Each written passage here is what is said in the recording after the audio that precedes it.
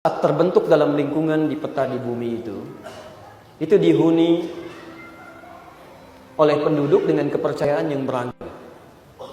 Dulu Islam sudah ada di awal-awal masa. Abad ke-7 masuk ini.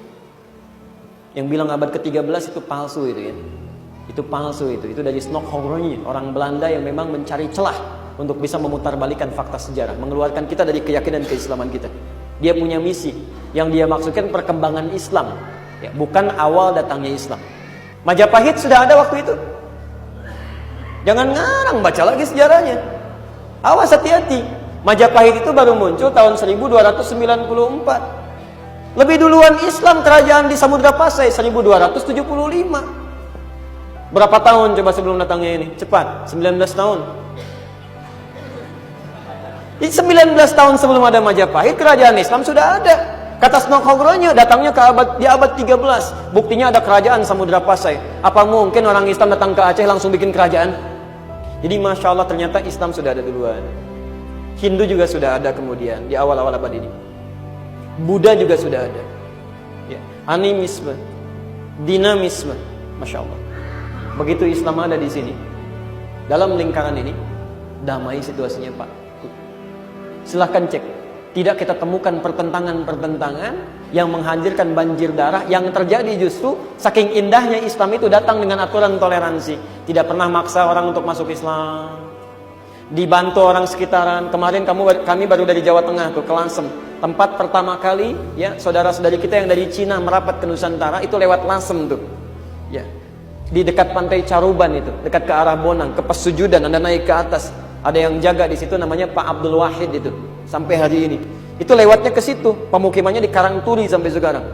Teman-teman sekalian, begitu Islam sudah mulai datang di situ, kemudian Masya Allah bergaul dengan orang sekitar, tidak ada paksaan, nyaman mereka, membantu orang sekitaran sampai mereka berkembang luar biasa.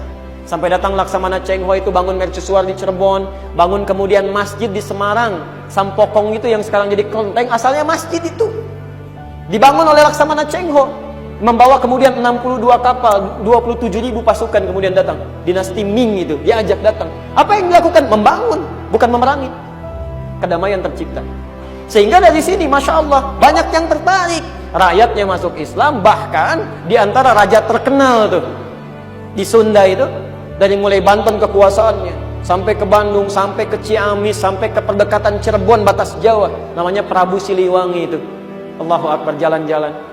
Tiba-tiba ketika ngecek ke wilayah Karawang, ya, dia melihat seorang perempuan sedang baca Quran, cantik, indah, bahasanya halus dan indah bahasa Qurannya. Namanya Nyai Subang Larang. Ya, sedang baca Al-Quran, belajar di tempat Syekh Hasanuddin. Syekh Hasanuddin itu guru Quran baru pulang dari Mekah. Maka disebut dengan Ummul Qura. Maka penduduk menyebut dengan Syekh Qura. Sampai sekarang di Karawang ada pesantren Qura, Syekh Qura. Belajar dari situ, tiba-tiba tertarik masuk Islam. Masuk Islamnya unik, ya, melamar Nyai Subang Larang. Apa kata Nyai Subang Larang? Anda boleh menikah dengan saya, tapi syaratnya harus masuk Islam. Mau diapakan juga nggak bisa. Perhatikan, perempuan yang keimanannya kuat dalam jiwanya, ahli Quran ini, dia nggak akan tukar agamanya dengan apapun. Sekalipun yang dihadapannya seorang yang punya pengaruh luar biasa. Masuk Islam. Punya anak pertama, lahir tahun 1423, namanya Walang Sungsang.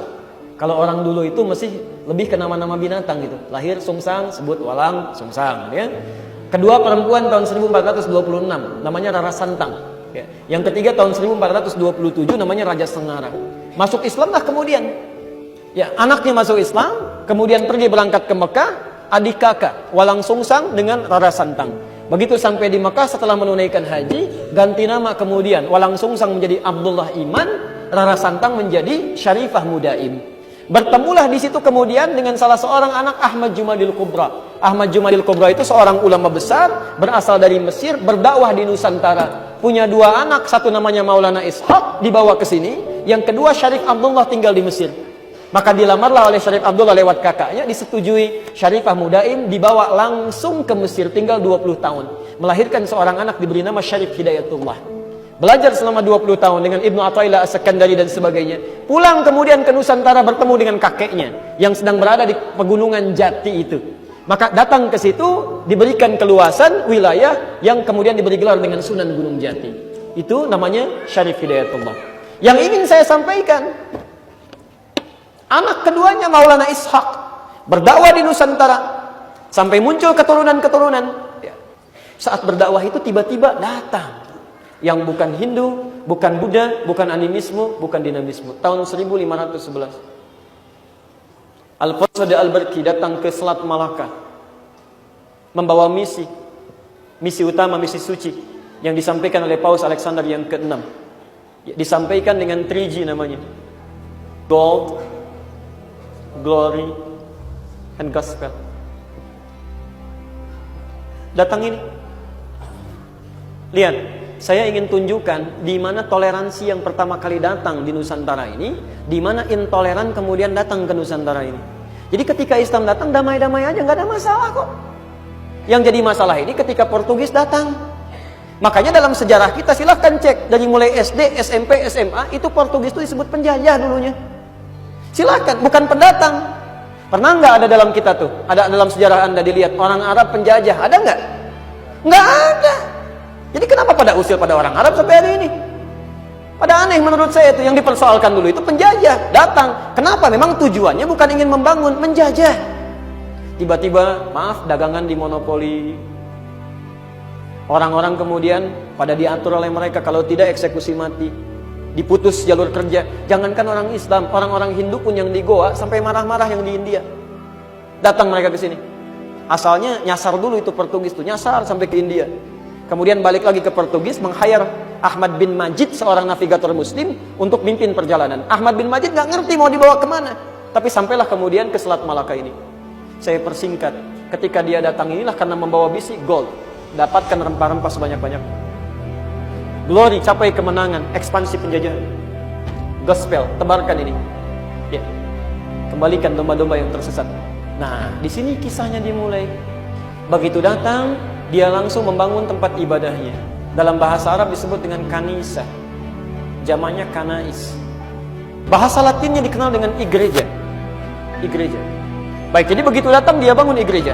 Orang kita tanya, apa itu yang dibangun oleh orang Portugis? Igreja, igreja. Orang kita kan semakin banyak diucapkan, biasanya semakin berubah pelafalan sesuai dengan konteks pelafalannya. Igreja, igreja, igreja, igreja, gereja. Okay? Sampai hari ini. Jadi gereja itu asalnya bukan bahasa Indonesia. Itu serapan dari bahasa Latin. Ketika dibangun itu, kemudian mulai ibadah. Ya. Ibadahnya 2 hari setelah umat Islam pergi ke masjid. Beribadah pekanan itu di hari Jumat. Ya. Jumat, Sabtu, kemudian ada Minggu. Adanya Ahad. Ahad. Cuma ketika mereka berangkat di hari Ahad, itu orang bertanya, itu ke gereja ngapain gitu kan? Mereka mau ibadah. Siapa Tuhannya? Dalam kepercayaan ini, dulu yang Protestan ini, maaf Katolik ini, ya, di Katolik asalnya. Jadi kalau ibadah, itu tidak langsung menyembah Tuhannya, melalui perantara. Orang suci, yang disebut dengan santan. Dulu yang dijadikan sebagai wasilah namanya Santa Domingo. Santa Domingo. Kemana? Nyembah Santa Domingo. Santa Domingo, Domingo, Domingo, Domingo, Minggu, Minggu, Minggu, Minggu. Minggu dari sini asalnya. Muncullah hari Minggu. Nah, karena ini membawa misi gospel, mengajarkan ini sekaligus menebarkan, ya, ada penyebarnya di sini, datang membawa misi, ya. Apa yang terjadi? Kemudian mulailah masyarakat diajak-ajak. Tadinya ada tawaran, ngasih makanan, ngasih macam-macam, ngasih obat, ngasih penyembuhan. Akhirnya para ulama melihat situasi itu, belajar dari ayat-ayat tadi yang di awal kita bahas. Dari situlah kemudian ulama-ulama kita memberikan fatwa, termasuk Syekh Muhammad Hashim bin Ash'ari yang mendirikan Nahdlatul Ulama tanggal 31 Januari 1926. Perhatikan fatwanya, halaman ke-14, posisi paling kanan sebelah atas. Ya, saya bacakan baris pertama sampai dengan baris kelima saja dulu. Ya. Wa yaqta'u bitakfir. Qala fil Anwar, kata beliau, saya mengutip pengarang kitab Al-Anwar. Posisinya sebelah kanan paling atas, paragraf pertama, baris ketiga, sebelah kiri di pojok. Ya. Wa kullu wa yaqta'u bitakfir kullu qaulin, dan cukup dihukumi ikutan kafir setiap perkataan. Ya. Kullu qailin qaulan, setiap orang yang mengatakan bitadlilil ummati, yang menyampaikan pernyataan yang menyesatkan umat. Kata beliau pada saat itu, orang-orang yang menyampaikan pernyataan tapi menyesatkan umat dari akidahnya, itu dihukumi sebagai takfir, dikafirkan itu. Kafir di sini maksudnya melakukan perbuatan yang kafir tadi, keluar dari ketentuan Islam. Yang paling menarik diteruskan. Awas. Wa kullu fa'ilin fi'lan, dan setiap orang yang melakukan tindakan-tindakan yang nyata terlihat. La yasduru illa min kafir. Yang perbuatan ini tidak bersumber dikerjakan kecuali dari kafir. Kalau kafir itu orangnya atau perbuatannya? Orangnya. Dari non-muslim. Diberi contoh, kasujudi lis-salib, seperti mengakui adanya salib. Sudah ada simbol dulu kan ya? Karena ketika mereka datang biasanya di perairan itu sudah bangun ya, satu menara, dia kasih salib di atas itu. Lu bikin gereja. Nah, orang yang tunduk mengakui itu, ya kata Syekh Hasyim Asy'ari, itu sudah bermasalah. Dia sudah maksiat besar di situ. Yang paling menarik kalimat selanjutnya, awil masyi ilal kanais, atau dia ikut-ikutan jalan. Kanais jamak dari kanisah, ke gereja. Jadi kalau orang lain mau ibadah, biarin aja kata beliau. Tapi kalau yang ikutan-ikutan ini orang aneh. Katanya muslim kok ikut-ikutan. Dan beliau nggak nyebutkan ikutannya itu untuk apa. Kata beliau, awil masyi ilal kanais ma ahliha, atau datang ke kanisah, ke gereja bersama orang-orang yang mau ibadah, tapi orang ini nggak jelas mau ngapain. Itu sudah salah kata beliau. Kenapa fatwa ini muncul? Karena memang sudah ada ajak-ajakan dari sejak dulu. Kenakan. Yang paling menarik, bizanadiriha wa ghairiha, atau mengenakan atribut-atributnya. Jadi dulu fatwa ini sudah ada dari ulama kita. Fatwa ini dibangun bukan ingin mengecilkan agama lain, bukan, tapi toleran dengan ibadah agama saudara kita. Jadi kalau mereka mau ibadah, supaya mereka tenang, nggak mikirin kita, biarin aja. Dan jangan diganggu. Tapi juga kata Syekh Hasyim, kita jangan ikut-ikutan. Kata beliau nggak boleh itu. Pakai atributnya, mengenakan dengan mereka, ikut dengan mereka, nggak usah. Kecuali dalam konteks hal yang memang harus dilakukan.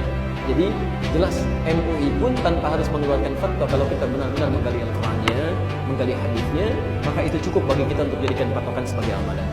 Kesimpulannya, bila ada di antara kita kemudian yang masih bisa menerima hal seperti itu, berarti dia kurang membangun hubungan baik dengan Allah Subhanahu wa taala. Yang kedua, kata para ulama, dia melakukan maksiat yang besar. Harus bertobat dengan segala apa yang dilakukannya, karena itu jadi konsekuensi serius ketika kembali kepada Allah Subhanahu wa taala. Yang ketiga, tujuan itu dibangun bukan ingin mengecilkan orang lain, bukan. Termasuk melecehkan agama orang lain. Kita ada aturan di Quran, tidak boleh mencela Tuhan orang lain, agama orang lain. Tapi kita hormati mereka dalam konteks penghormatan yang dibenarkan. Biarkan dengan agamanya dan jangan ikut-ikutan. Termasuk juga sampaikan tidak perlu repot mengurusi ritual ibadah-ibadah yang kita kerjakan. Subhanakallahumma wa bihamdika asyhadu an la ilaha illa anta astaghfiruka wa atubu ilaik. Wa akhiru da'wana alhamdulillahi rabbil alamin. Wal 'afwu minkum. Assalamualaikum.